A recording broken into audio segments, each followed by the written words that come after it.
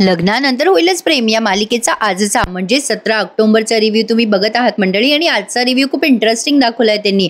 Finally आता मानिनीच्या डोक्यामध्ये जरा जरा प्रकाश पडायला लागलाय.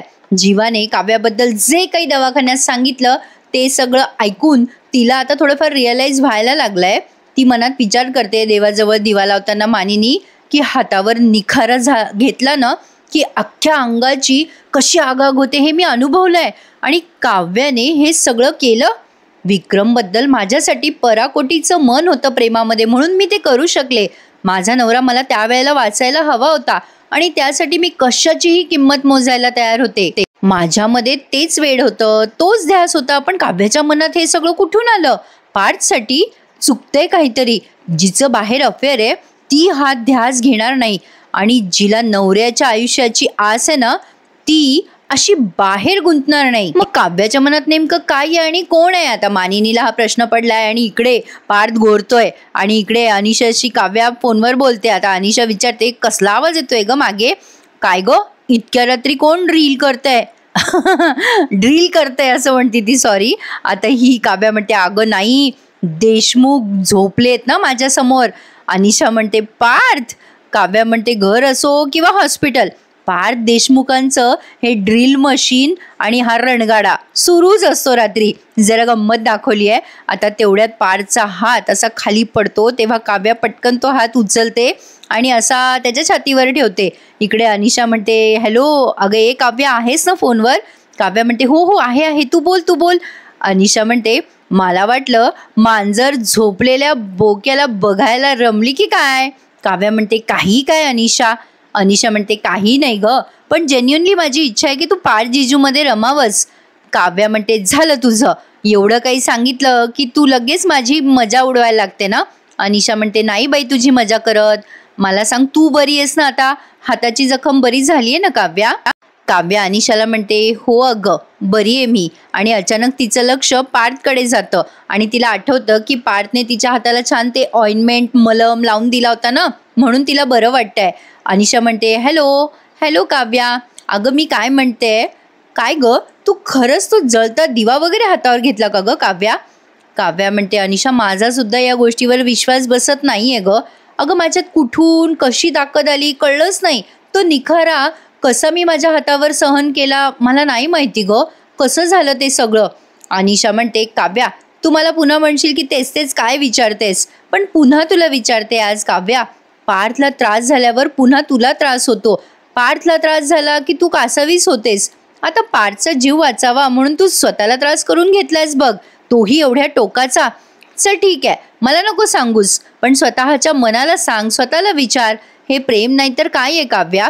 आता काव्या तिचं सगळं ऐकते बरं का. आणि आता अनिशा तिकडनं फोन ठेवून देते आणि काव्या अनिशाच्या बोलण्याचा विचार करू लागते. कमालेने प्रेक्षकांनो एवढं कन्फ्युजन असावं. आता बघा, मी काल तुम्हाला म्हटलं होतं की जीवा आणि नंदिनीमध्ये कोणीतरी तिसरं आलाय. आणि इकडे काव्याला फील होतंय की खरंच मी पार्थवर प्रेम करायला लागले का? आणि तेवढ्यात पार्थ पुन्हा त्याचा हात असा खाली आपटणार असतो तेव्हा काव्या त्याचा हात असा पटकन जवळ घेते बरं का. आणि इथे मालिकेचं पुन्हा टायटल सॉन्ग आपल्याला ऐकवलंय.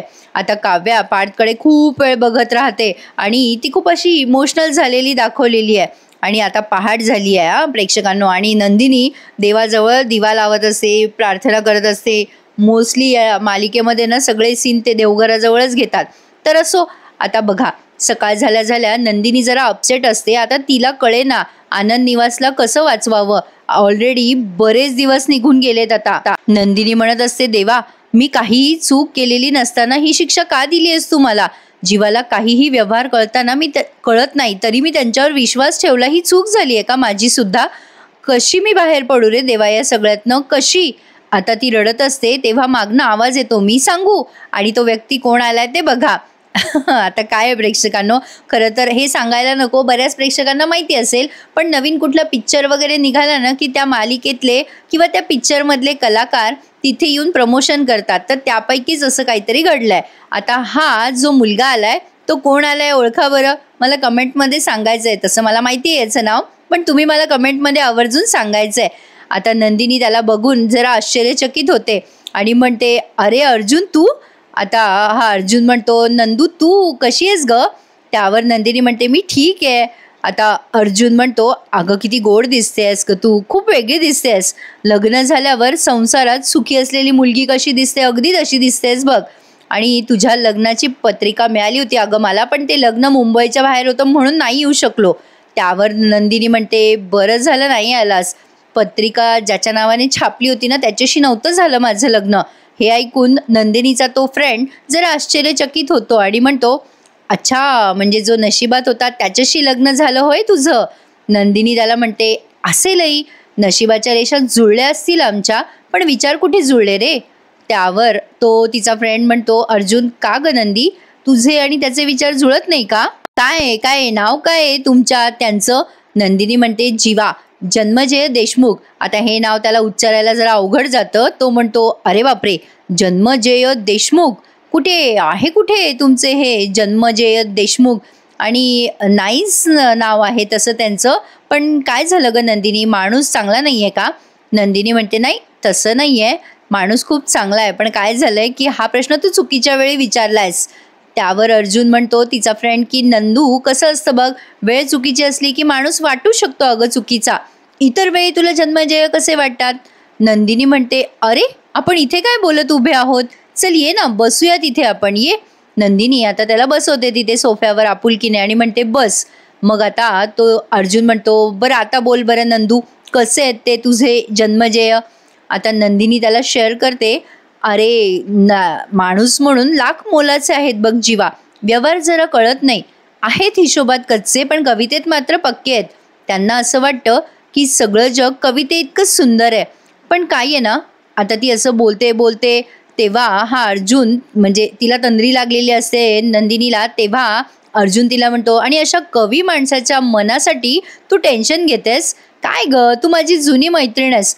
अगं तुला माझ्याबद्दल, माझ्या कॉन्सेप्टबद्दल सगळं माहिती आहे, तुला हेही माहिती आहे की मी माझ्या आयुष्याकडनं काय शिकलोय ते. नंदिनी आता मी सुधारलोय बरं का, आणि एक गणित शिकलोय आयुष्याचं. नंदिनी म्हणते कुठलं रे.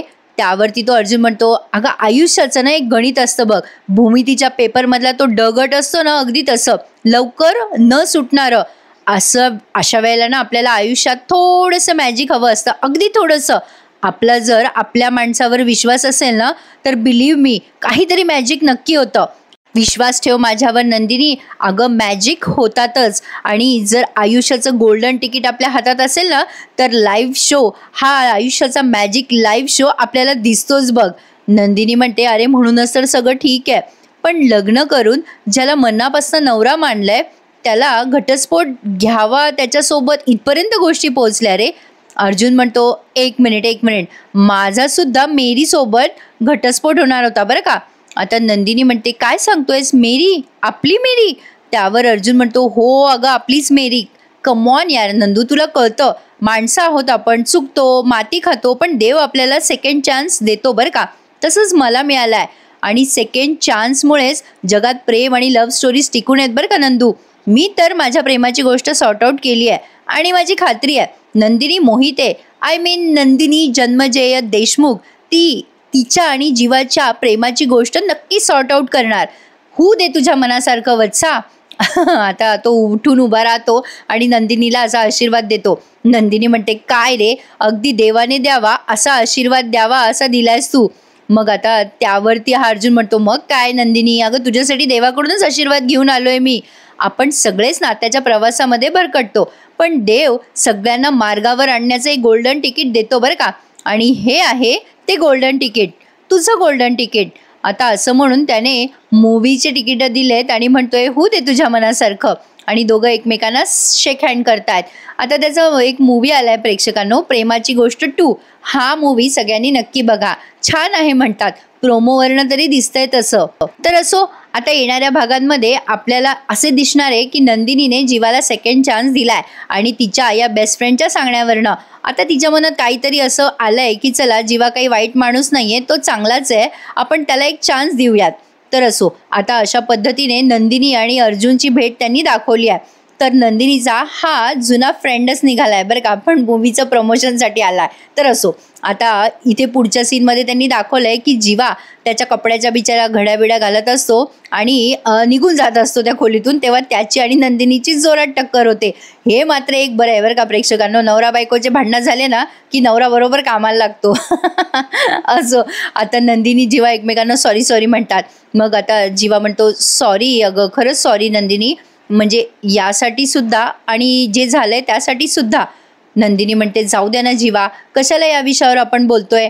जीवा म्हणतो ऐक ना ग नंदिनी प्लीज, अगं मला कळतंय हे सगळं सतत सतत मी तेच तेच बोलतोय तुझ्याशी, माझ्यामुळे तुला त्रास झालाय मला कळतंय, पण तो त्रास तू करून घेऊ नये असं मला वाटतंय. अगं आनंद निवास नाही जाणार आपल्याकडनं, मला माहीत नाही कसं नाही ते, पण मी तुला सांगतोय नाही जाणार, मी शब्द देतो तुला. आता ही नंदिनी म्हणते जीवा जीवा उगाच शब्द देऊ नका, माझा शब्दांवर विश्वासच राहिला नाहीये. जीवा म्हणतो अगं तुझा माझ्यावर विश्वास राहिला नाहीये नंदिनी, शब्दांचं काय घेऊन बसलीयस. नंदिनी म्हणते असं नाहीये जीवा, तुम्हाला वाटत असेल ना की नंदिनी खूप वाईट आहे, ती खूप चिडली आहे आपल्यावर. हे बघा जे काही घडलंय ते तुम्ही मुद्दाम केलेलं नाहीये हे मला कळतंय, माहित आहे मला जीवा, तुम्ही मुद्दाम करणाऱ्यातले नाही आहात, तेवढं मी तुम्हाला ओळखते. तुम्ही हे सगळं मुद्दाम केलं असं जर मला वाटलं असतं ना तर मी आता तुमच्यासोबत इथे नसते, अजिबात नसते जीवा. पण तुम्ही केलेल्या एका छोट्या चुकीचे किती मोठे परिणाम झालेत हे रिअलायझेशन आहे का तुम्हाला. तुम्हाला माहिती आहे का, या दिवसाचं डेकोरेशन आम्ही काढणार नव्हतो, कारण परवा साठे आजी आजोबांचा लग्नाचा 50वा वाढदिवस आहे. आपली प्रीतीचं डोहाळ जेवण करायचं आहे आपल्याला आनंद निवासमध्ये. या आठवड्याच्या शेवटी काही मुलींना दत्तक घ्यायला काही जोडपी येणार होती जीवा. अहो काही मुलांना कुटुंब मिळालं असतं, पण आता हे सगळं मी कसं करू, कुठे करू, हे होणार आहे का नाही होणार आहे मला काही कळत नाहीये बघा, काही माहिती नाहीये पुढे काय होणार आहे. फक्त आणि फक्त तुमच्या भोळसटपणामुळे कितीतरी लोकांची स्वप्न पायाखाली तुडवली गेली आहे जीवा, याची कल्पना तरी आहे का तुम्हाला. आणि तुम्ही म्हणताय की तुमच्यावरचा राग मी सोडून देऊ. मला सांगा जीवा, तुम्हाला फक्त माझी चिडचिड दिसते. हे सगळं जे काही घडलं ना त्याचे परिणाम तुम्हाला नाही दिसत आहे, ते मला दिसत आहे. प्रॉब्लेम काहीच नाही आहे, प्रॉब्लेम फक्त एकच आहे जीवा की तुम्ही तुमच्या जागी बरोबर आहात आणि मी माझ्या जागी बरोबर आहे. फक्त आपली वेळ चुकली आहे जीवा, वेळ चुकली आहे. आता 15 दिवस उरलेत, 15 नाही आता फक्त 13-14 दिवस शिल्लक आहेत. कळत नाहीये मला आता कसं करू मी हे सगळं, मला काही सुचत नाहीये जीवा. असं बोलून नंदिनी लागते रडायला. आता जीवा तिला म्हणतो नंदिनी मला माझी चूक सुधारायची एक संधी देशील का. मला माहिती आहे मी खूप मोठी माती खाल्ली आहे, पण जी चूक झाली ना ती ओव्हर एक्साइटमेंटमुळे झाली आहे. मला माहिती आहे मी चुकीच्या माणसावर विश्वास ठेवलाय, फक्त एकच संधी दे मला. मी आत्ताच्या आत्ता भास्कर काकाकडे जातो, काहीतरी सोल्युशन काढतो, फक्त एकदा नंदिनी, फक्त एकदा. नंदिनी म्हणते प्लीज प्लीज जीवा, मी पण रिक्वेस्ट करते तुम्हाला, माझ्याकडे अजून कुठली संधी मागू नका. तुम्ही आधीच एक धक्का दिलाय, त्यामुळे मी आणि आनंद निवास पुरतं हादरून गेलोय हो. आता तुम्हाला कसं नाही म्हणू मी. जीवा म्हणतो आता तसं नाही होणार नंदिनी, आता नाही होणार तसं, मी तुला प्रॉमिस करतो. माझ्या एक्साइटमेंटमुळे झालं होतं ते सगळं. आता मी प्रत्येक गोष्ट लक्ष देऊन करेल, प्रत्येक पाऊल मी फुंकून टाकेल. आता नाही करणार ग चूक. अगं एकदा, फक्त एकदा मला chance they please Nandini, please. Nandini आता त्याच्याकडे थोड्या वेळ बघते, तो तिच्याकडे थोड्या वेळ बघतो आणि मग नंदिनी जरा विचार करून म्हणते बरं ठीक आहे जीवा, दिला तुम्हाला चान्स, तुम्हाला दिलेली ही शेवटची संधी आहे बरं का जीवा. आता या वेळेला जर काही चूक झाली ना जीवा म्हणतो नाही नाही नाही नाही, आता मी अजिबात कुठलीच चूक करणार नाही आहे, कारण नंदिनी आता कुठे मी सगळं परफेक्ट करणार आहे. आता जीवा आणि नंदिनीचं हे बोलणं ऐकलंय या रम्याने. अरे यार हिला काही कामं धामं नाही आहेत का, ही कुठेही ऐकतच असते, ही आणि हिची आई दोघींना का आई कामं शिल्लक राहिलेली नाही आहेत. आता रम्याने ते जीवाचं आणि नंदिनीचं बोलणं ऐकलंय, त्यामुळे तिला कळलंय की जीवाला आता नंदिनीने आणखीन एक संधी दिली आहे. तर बघा हा मंडळी पुढे काय होतं. आता पुढचा हा जो प्रोमो दाखवलाय ना त्यांनी, त्यामध्ये पण एक ट्विस्ट आहे बरं का. आणि प्रेक्षकांनो, मी जे ट्विस्ट तुम्हाला सांगते ते खरे होतात की नाही मी तुम्हाला अंदाजे ट्विस्ट सांगते, पण फेक रिव्ह्यूज कधीही देत नाही. आपल्या या सोशल मीडियावरती लग्नानंतर होईलच प्रेम या मालिकेचे प्रचंड फेक रिव्ह्यू येतात. असल्या कुठल्याही गोष्टीवर विश्वास ठेवू नका प्रेक्षकांनो. आपल्या चॅनलवरती फक्त आणि फक्त या मालिकेचे खरे रिव्ह्यूज दाखवले जातात, जे मालिकेमध्ये झालंय ते आणि तेवढंच. तर बघा आता पुढे काय होतं. की जीवा नंदिनीला प्रॉमिस करतो आणि निघाला येतो त्या भास्करशी बोलायला. मंडळी, तुम्हाला आपल्या चॅनलवरचे रिव्ह्यू आवडत असतील तर आपल्या चॅनलला प्लीज सबस्क्राईब करायला विसरू नका. काय होतंय, जरा दिवाळी आहे, घरातलं काम आणि हा रिव्ह्यू सांभाळून जरा दमछाक होते, त्यातनं जरा तब्येतीची पण कुरकुर चालू आहे माझ्या. मला माहिती आहे काही मैत्रिणी मला नाव ठेवतात की नेहमीच तुमचं दुखतं, पण काय करणार प्रेक्षकांनो, घरात एकटी करायला बाई असली ना की तिचं दुखतंच हो, काय करणार. पण तरी सुद्धा हसून सगळं करायचा प्रयत्न करते आणि स्वतःच्या शरीराला सांभाळून. त्यामुळे कधी काही रिव्ह्यूज दिले जातात, कधी नाही दिली जात, होतं असं कधी कधी. आय होप तुम्ही मला समजून घ्याल. तर बघा, आता रम्याने ते सगळं ऐकलंय आणि तिच्या आईला येऊन सांगितलंय. वसुआत्या म्हणतात, कसली संधी दिली नंदिनीने. आता रम्या म्हणते, आई जीवा म्हणत होता की मला एक संधी दे, मी भास्कर काकाशी बोलेल. हे आई, तो भास्कर काका कन्व्हिन्स होईल का. वसुआत्या हसायला लागते मोठ्याने बरं का. रम्या म्हणते, अगो हसतेस काय आई. वसुआत्या म्हणतात, अगं काही होणार नाही असं रम्या, भास्करला नंदिनीचा बदला घ्यायचा आहे. जीवाने त्याच्याशी कितीही बोलण्याचा प्रयत्न केला ना तरी भास्कर ऐकून न ऐकल्यासारखं करेल. आता रम्या म्हणते, आई तू किती सांगत असली ना, किती ते बरोबर असलं ना तरी मला काळजी वाटते, कारण जीवा बोलत होता ना तेव्हा त्याच्या बोलण्यात वेगळाच कॉन्फिडन्स होता ग. वसुआत्या म्हणतात, अगं रम्या, त्याला किती कॉन्फिडन्स येऊ दे आणि त्याला किती चान्स मिळू देत तरी सुद्धा आता काही होणार नाही आहे. काय आहे ना, आता मी असा मोठा धमाका करणार आहे ना ज्यामुळे जीवा आणि नंदिनीमधलं भांडण मिटणारच नाही. रम्या म्हणते, आता काय करणार आहेस तू आई. वसुआत्या म्हणतात, मी भास्करला सांगणार आहे. आता त्या जे सांगणार आहेत ना प्रेक्षकांनो, ते काही आपल्याला ऐकवलं नाही बघा, नुसत्या त्या त्यांचं तोंड हलवतात आणि रम्या ते ऐकून घेते असं दाखवलं. म्हणजे आता हा जो सस्पेन्स आहे तो आपल्यासाठी आहे. तर आता रम्या ते सगळं वसुआत्याचं बोलणं ऐकते आणि म्हणते, अरे वा आई, अगं खरंच जर असं झालं ना तर त्या जीवाची आणि नंदिनीची वाट लागेल. त्यावर वसुआत्या म्हणतात, तेच तर हवं ना आपल्याला रम्या, तेच हवं. हे जेव्हा होईल ना तेव्हा नंदिनी जीवाचं काय करेल ना त्याची जीवा पण कल्पना करू शकत नाही. अरे देवा, प्रेक्षकांनो, अशी कपटी आत्या जर प्रत्येक घरात असली ना तर वाटोळं फिक्स आहे प्रत्येक घराचं. असो, काय दाखवतात मालिकेत, काही दाखवतात बाबा कधी कधी. असो, मनोरंजन काय ते घ्यायचं आणि बाकीचं सोडून द्यायचं. तर आता वसुआत्याने काहीतरी मोठा प्लॅन रचलाय, पण आता जीवा मात्र त्या भास्करच्या पायापाशी आलाय बरं का. आणि प्रेक्षकांनो, मालिकेतला ट्विस्ट काय ना तो सांगते थोड्या वेळ वाट बघा. आता पार्थ घरी आलाय त्यामुळे सगळेच खुश आहेत आणि काव्या पण त्याच्या बाजूला उभी आहे बरं का. आणि आता काही पॉझिटिव्ह गोष्टी घडणार आहेत मालिकेमध्ये, जसं की उदाहरणार्थ मानिनी आता काव्याला पार्थच्या जवळ जाऊ देणार आहे. आता पार्थ आल्या त्याचं औक्षण केलं जातंय. मानिनी त्याचं औक्षण करते, भाकर तुकडा ओवाळते आणि त्याला घरात घेतात. म्हणजे तो बिचारा मरणाच्या दारातनं परत आलाय ना. आता स्वाभाविक आहे, प्रत्येक आईला असं वाटणारच की बाई आपलं लेकराला कोणाची नजर नको लागायला. तसंच मानिनी असं म्हणते, भाकर तुकडा ओवाळते आणि आता त्याला घरात घेते. मग आता हे पार्थचे बाबा म्हणतात, अगं मानिनी, त्याची बायको त्याच्या पाठीशी खंबीरपणे उभी आहे, मग काय कोणाची नजर लागणार. मानिनी आता थोडंसं चेहरा उदास करते, पण असो. आता आल्या ते विचारतात, विक्रम, नंदिनी जीवा कुठे गेला ग, नेमका वेळेला गायब होतो बघ. नंदिनी म्हणते, त्यांना ना जरा महत्वाचं काम निघालं बाबा, अचानक तिकडे गेलेत ते. आता मानिनी म्हणते, ये रे पार्थ, आत ये. मग आता विक्रम पार्थला घेऊन येतात आत आणि मग वसुआत्या लगली कशा प्रेमाने बोलतात बघा. पार्थ, अरे बाबा, तुझी अवस्था बघवत नव्हती रे. अरे आपल्या रम्याने तुझ्यासाठी निर्जळी उपवास पण केला बघ. आता लगेच मानिनी म्हणते, आपण नंतर बोलूया का ताई त्या विषयावर.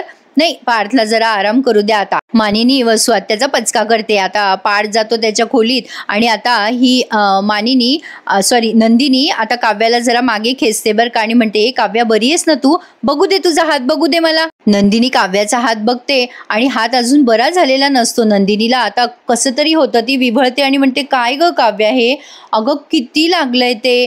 काव्या म्हणते, नाही ग ताई, काही नाही झालं. नंदिनी म्हणते, काय काही नाही झालं. हातावर जळता दिवा ठेवला आणि म्हणे काही नाही झालं. अगदी आपल्या आईसारखी बोललीस काव्या. काव्या आता हसते आणि म्हणते, ताई, आपली आई तिळाचे लाडू करायची तेव्हा असंच म्हणायची ना, आईला किती चटके बसायचे तेव्हा. आपण आईला विचारायचो, आई तुला चटके बसताय का ग, पण आई काय म्हणायची आपल्याला, नाही ग पोरीनो, कुठे काय झालं.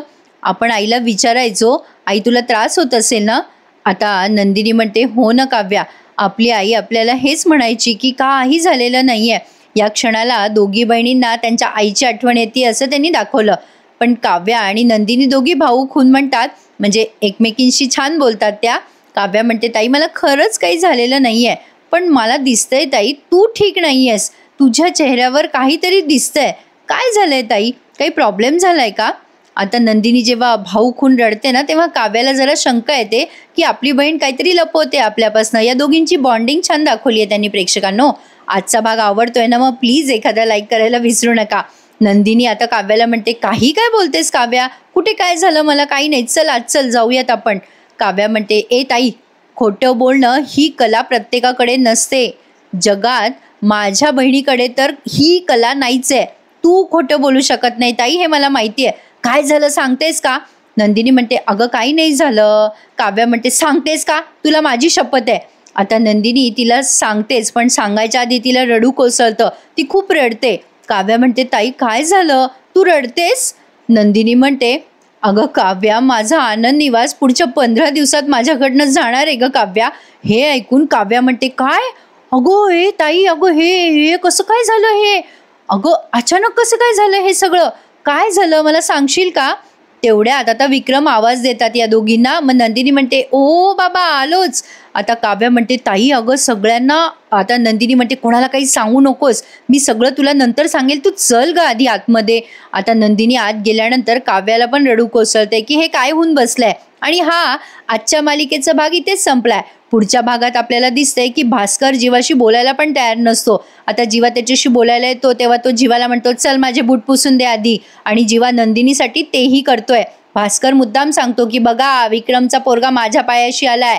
आता इथे नंदिनी म्हणत असते आता तू पार्थची काळजी घे हं काव्या, पण काव्या मानिनीकडे बघते आणि तिथून निघून जात असते. मग मानिनी येते तिथे आणि म्हणते काव्या आता पार्थची काही दिवस काळजी तूच घे हं बाळा.